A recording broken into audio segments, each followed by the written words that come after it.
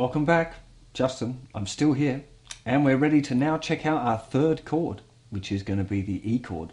So hopefully you've got your D chord and you've got your A chord and you're remembering them, really important, and you're ready for this third one, because to be honest, I don't even know any songs with just 2 chords. They all need 3 chords, but once you get 3 chords, there's loads of songs that you can play. So let's get to a little close up now and check out our third and final chord for this stage 1, which is the E chord.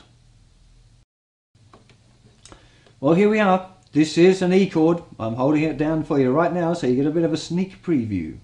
Okay, so what we're going to do is put our fingers down in the usual order, which is starting with the first finger. And this time, it's still on the 3rd string, but this time it's in the 1st fret. So we count over 1, 2, 3, and it's in the 1st fret. Pretty easy one, that's your 1st finger.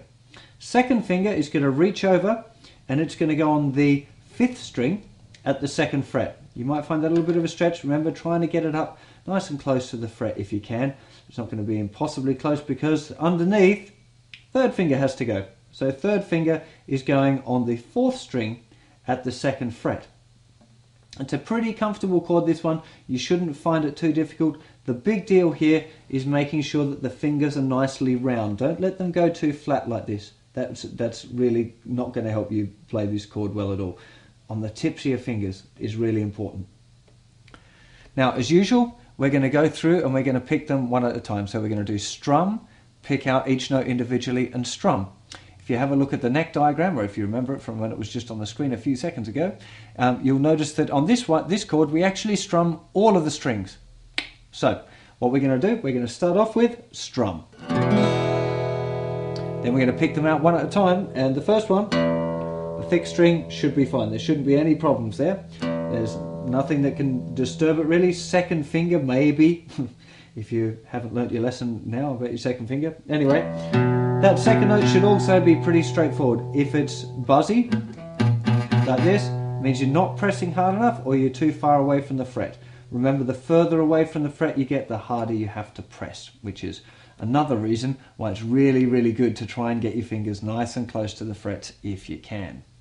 Okay, now looking at that 3rd finger, should be nice and close, so we should have, all of those notes should be pretty simple. Now the next note is the 3rd string, which is where the note played by your 1st finger. Now a lot of people get this, and that 3rd finger is dead. Now the usual culprit is the 3rd finger leaning over a little bit too much and resting on that 3rd string. So as long as you curl your fingers nicely and you're using the fingertips, you should be able to get that note okay. And then we've got here 2 open strings.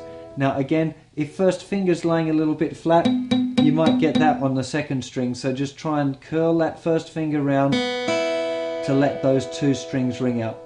Also, remembering that there should be a gap. If I'm just lifting my fingers up, there needs to be a gap here between the bottom of the guitar and the palm of your hand, or the top palm of your hand. If you haven't, very often you'll get this. The 1st finger won't be ringing out because it'll actually, underneath the 1st finger and the 2nd finger, there will be touching that thinner string.